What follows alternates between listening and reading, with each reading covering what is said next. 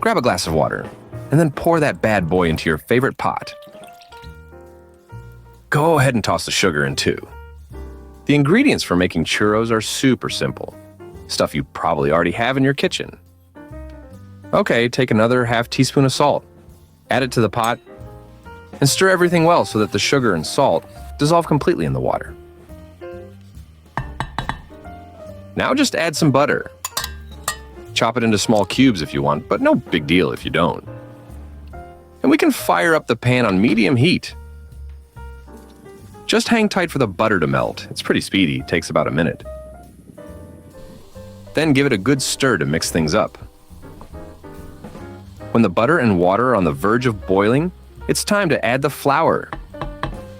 Grab a cup of flour and dump it straight into the pan. Then toss in 2 extra tablespoons for good measure. Take your wooden spoon and get stirring. Whip that mixture like you mean it, fast and furious, to avoid any lumpy surprises. At first, the dough's gonna be sticky, like a reality TV drama, but keep at it. Mix until it magically pulls away from the pan and forms a smooth ball. That's your 3 to 5 minute arm workout. It'll feel a lot like Play-Doh, just less colorful. Transfer the dough to a clean bowl and let it chill for 5 minutes. Spread the dough around the bowl to help it cool faster. Work smarter, not harder. Cooling the dough before adding eggs prevents them from curdling and ensures they incorporate smoothly. While the dough takes a little nap, let's crack on with the eggs. Break 1 egg into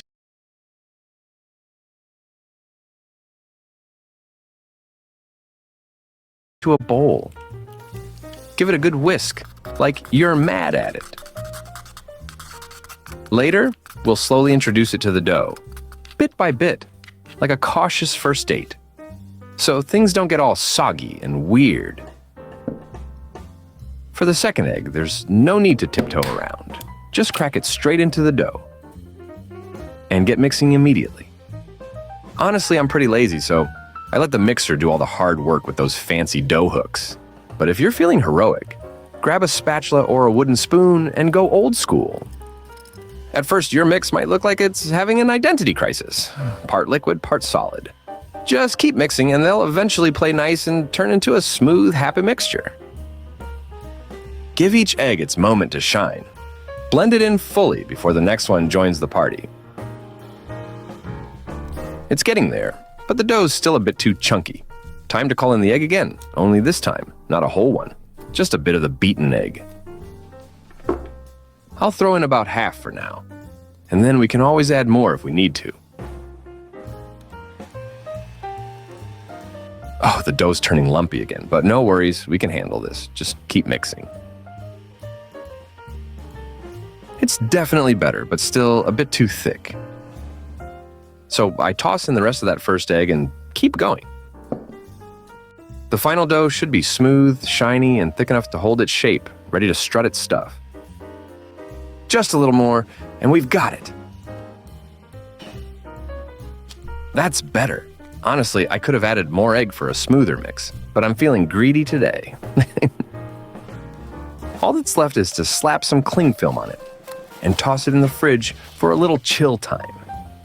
Meanwhile, let's whip up a yummy chocolate sauce for our churros. Just mix a little less than a teaspoon of cornstarch with 2 tablespoons of water. Grab that chopstick or whatever and give it a whirl.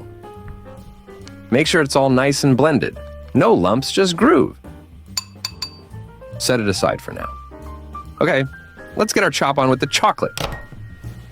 No need to go overboard, just a smidge under 2 ounces or 50 grams will do the trick. I'm all about that 70% cacao dark chocolate life, but grab whatever chocolate you got lying around.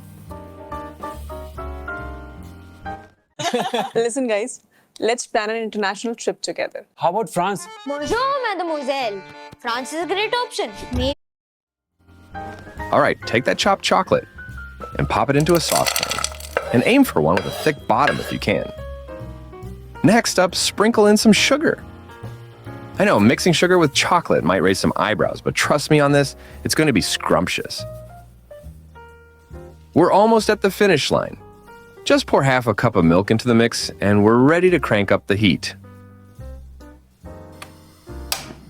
Fire up that stove to low. And let's get that pot on there. Give the chocolate some time to melt down. Feel free to give it a gentle stir now and then. We're aiming for a smooth, thick chocolate mixture that's evenly blended and utterly tempting. Now's the perfect time to add that starch. But here's a little tip. Mix it well before you fold it into the chocolate. Go ahead and pour it in, and the starch will work its magic, thickening everything up and giving your mixture that extra creaminess and density we love. Let it cook for just a minute or two until it thickens into a lovely creamy texture. Alrighty, let's pour that yummy sauce onto a lovely plate. Truth be told, I could happily gobble up this sauce even without the churros. But we can't forget about the main event. Now, the only thing left is to fry our churros. Pour about half a liter of vegetable oil into a frying pan. Turn the heat to just below medium and let the oil warm up for 3 to 4 minutes. Okay, go ahead and pull that dough out of the fridge. Now, it's not a must to chill the dough, but just between us, letting it sit overnight really steps up the churro game. Transfer the dough into a piping bag. If you don't have a proper piping bag, no need to panic. Just grab a regular plastic bag, snip off one of the corners, and you've got yourself a makeshift pastry tool. It might not look professional, but it'll get the job done. Gently squeeze the dough out onto baking paper for perfect-looking churros. But if you're in a hurry, press them straight into the pan. They might not be as pretty, but they'll be just as tasty. I highly recommend using a French star tip. It's a small touch that makes a big difference. All right, dip a wooden stick in oil. Steady bubbles mean it's ready. Now here comes the best bit. Snag that paper holding the churros and ease them into that sizzling oil. Watch your fingers though, trust me. Getting burned is no joke, and yeah, I learned that the hard way. Press the paper into the oil, and in a few seconds, the churros will float up like they're on vacation. Oops, I'm not very good with chopsticks, and the tongs just can't grab the paper tightly enough to pull it out. Fry until golden and crispy.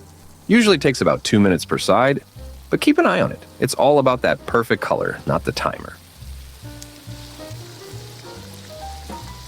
After a couple of minutes, our churros are ready. Carefully remove them and let the oil drain. Now toss them into your favorite bowl, like you're serving royalty, and dig in right away.